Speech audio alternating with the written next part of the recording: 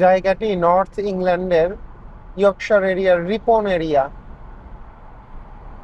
আজ আমরা জানবো ইংল্যান্ডের নর্থ ইয়র্কশায়ারের একটি অসাধারণ ঐতিহাসিক শহর রিপন, বাংলায় যাকে আমরা রিপন বলতে পারি। রিপনকে বলা হয় ইংল্যান্ডের অন্যতম প্রাচীন ক্যাথেড্রাল সিটি।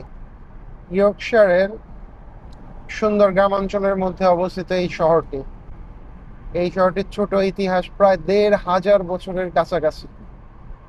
শহরটির সবচেয়ে বড় পরিচয় হলো এর বিখ্যাত রিপন ক্যাথেড্রাল নামেই পরিচিত, যার ইতিহাস সপ্তম শতাব্দী পর্যন্ত বিস্তৃত। রিপনের ইতিহাসের শুরু হয় মূলত অ্যাংলো সাকসন ইংল্যান্ডের সময়ের সঙ্গে গভীরভাবে জড়িত। সপ্তম শতাব্দীতে খ্রিস্ট ধর্মের প্রসারের সময় এই এলাকায় একটি গুরুত্বপূর্ণ ধর্মীয় কেন্দ্র গড়ে ওঠে। প্রায় ৬৭২ খ্রিস্টাব্দে সেন্ট উইলফ্রিড এখানে একটি গুরুত্বপূর্ণ গির্জা প্রতিস্থাপন করেন। উইলফ্রিড ছিলেন সপ্তম শতাব্দীর অন্যতম প্রভাবশালী খ্রিস্ট ধর্মের ধর্মপ্রচারক। তার প্রতিষ্ঠিত গির্জার ভূগর্ভস্থ অংশ, আজকের বিখ্যাত অ্যাংলো সাকসন ক্রিপ্ট, এখনো টিকে আছে। ভিজিট করলে দেখা যাবে, রিপনের যেই ম্যাপ সেখানে বোঝা যাবে কেউ যদি দেখে। এই ক্রিপ্টটি রিপনের সবচাইতে আশ্চর্য ঐতিহাসিক সম্পদগুলোর মধ্যে একটি।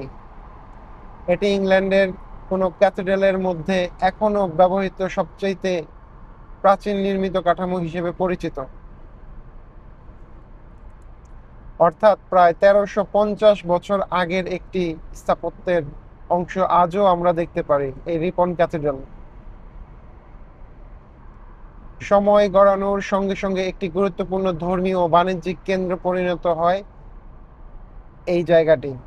নরমান কনকোয়েস্ট নামে এরপর ইংল্যান্ডের অন্যান্য জায়গার মতো রিপন ও মেডিভেল ইংল্যান্ডের রাজনৈতিক ও ধর্মীয় পরিবর্তনের মধ্য দিয়ে যায়। এই শহরের কেন্দ্রস্থলে গড়ে ওঠে মার্কেট প্লেস, বাজার ও মেলা। রিপনের অর্থনৈতিক জীবনের গুরুত্বপূর্ণ অংশ হয়ে ওঠে এগুলো। ঐতিহাসিক তথ্য অনুযায়ী কিং অ্যাথেলস্টান এর সময় থেকেই সেখানে বাজার, মেলা, ঐতিহ্যের দাবি পাওয়া যায়। পরবর্তীতে রাজকীয় অনুমোদন দেওয়া হয়। রিপন সিটি কাউন্সিল, এখানে বাজারকে কেন্দ্র করেই ধীরে ধীরে শহরের বাণিজ্যিক জীবন বিকশিত হয়। রিপন ক্যাথেড্রালের বিষয় সম্বন্ধে আবার আসা যাক।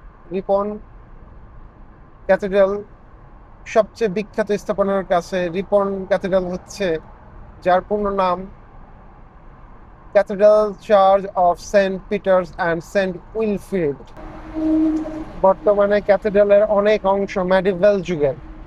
১১৮১ সালের দিকে এখানে বড় ধরনের পুনর্নির্মাণের কাজ শুরু হয়েছিল। তবে এর নিচে থাকা অ্যাংলিও সাকসন ক্রিপ্ট এখনো সেন্ট উইলফ্রিড এর নামের সেই প্রাচীন ইতিহাসের সাক্ষী। একটি মজার বিষয় হলো, রিপনের গির্জাটি শুরু থেকেই ক্যাথেড্রাল ছিল না। তখন থেকেই ক্যাথেড্রাল এটা ছিল না। ১৮৩৬ সালে রিপন একটি নতুন ডায়োসিসের কেন্দ্র হয় এবং গির্জাটি ক্যাথেড্রালের মর্যাদা লাভ করে। অর্থাৎ যে ভবনের ইতিহাস সপ্তম শতাব্দী থেকে শুরু, সেটি আজকের ক্যাথেড্রাল হিসেবে স্বীকৃতি পেয়েছে ১৯ শতকে। রিপনের একটি অদ্ভুত ঐতিহ্য হচ্ছে এখানকার হারব্লোরার। রিপন হারব্লোরার বলে। প্রায় ১,০০০ বছরের বেশি ধরে রাত ৯টার শহরে মার্কেট প্লেস এই শিঙ্গা বাজানোর ঐতিহ্য চলে আসছে। এর উদ্দেশ্য ছিল ঐতিহাসিকভাবে শহরের রাতের প্রহরা ও ওয়াচ শুরু করার সংকেত দেওয়া। আজ এটি আর নিরাপত্তার প্রয়োজনীয়তা নয় বললেই চলে। রিপনের ইতিহাসে ঐতিহ্যের একটি প্রতীক হিসেবে দাঁড়িয়ে আছে এটি। ইংল্যান্ডের ইতিহাসের সঙ্গে রিপনের সম্পর্ক কেমন? ইতিহাসকে দেখলে আসলে আমরা ইংল্যান্ডের ইতিহাসের অনেকগুলো অধ্যায় একসঙ্গে দেখতে পাই। প্রথমে অ্যাংলিও সাকসন যুগ, এরপর নরম্যান ইংল্যান্ডের, এরপর মেডিভেল চার্চ, এরপর আসে রিফরমেশন, টুডর ও স্টুয়ার্ট যুগ আসে, এরপর ইন্ডাস্ট্রিয়াল ও ভিক্টোরিয়ান ইংল্যান্ড আসে। প্রত্যেকটি সময়ের ছাপ এই শহরের স্থাপত্য ও সংস্কৃতিতে দেখা যায়। হিস্টোরিক ইংল্যান্ডের তথ্য অনুযায়ী রিপন ও অ্যাংলিও স্যাক্সন সময় থেকেই শুরু হয়। মেডিভাল এবং পরবর্তী পাস্ট মেডিভাল সময়ের অসংখ্য ঐতিহ্য, সংস্কৃতি এবং স্থাপনা রয়েছে এখানে। বিশেষ করে ক্যাথেড্রাল মার্কেট প্লেস, পুরাণ ভবন এবং শহরের রাস্তা দিয়ে হাঁটলে মনে হয় আপনি যেন আধুনিক ইংল্যান্ডের মধ্যে দাঁড়িয়ে কয়েক শতাব্দী পিছনে ফিরে গিয়েছেন। আজকের রিপন অবশ্য একটি শান্ত, সুন্দর এবং ছোট ক্যাথেড্রাল সিটি। চারপাশে নর্থ ইয়র্কশায়ার এবং সবুজ কান্ট্রি সাইড, পুরানো স্থাপনা, বাজার, ঐতিহ্যবাহী রাস্তা এবং ক্যাথেড্রাল সব মিলিয়ে এটি ইতিহাসপ্রেমী ও পর্যটকদের জন্য আকর্ষণীয় একটি জায়গা। রিপন ক্যাথেড্রাল এখনও একটি জীবন্ত ধর্মীয় ও সাংস্কৃতিক কেন্দ্র। এখানে প্রার্থনা, সঙ্গীত এবং বিভিন্ন কমিউনিটি ও কালচারাল অনুষ্ঠান হয়ে থাকে। সবচাইতে চমৎকার বিষয় হলো রিপন শুধু একটি পুরাতন শহর নয়, এটি এখন একটি জায়গা যেখানে প্রায় 1350 বছরের ইতিহাস এখনো জীবন্ত।